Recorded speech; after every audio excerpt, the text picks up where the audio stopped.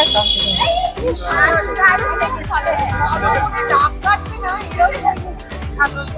ভালো লেগেছে। সময়ের সঙ্গে আমরা ভুলে যাচ্ছি নিজের কাজের ক্ষেত্রে মা বাবার যে স্যাক্রিফাইসটা ওটা আমরা আর মনে রাখি না। তো এই যে গল্পটা তুলে ধরেছে এখনকার যুগে, এটা খুব ভালো। এখনকার যুগে এরকম বই মানে খুব মানে কমই পাওয়া যায়।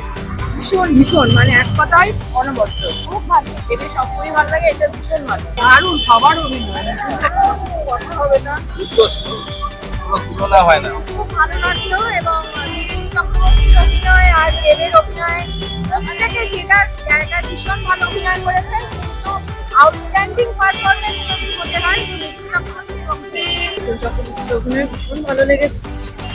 আর সত্যি কথা বলতে দেবের একটা অন্যরকম লুক যেটাও এখানে এক্সপেরিমেন্ট করা হয়েছে সেটাও ভালো লেগেছে।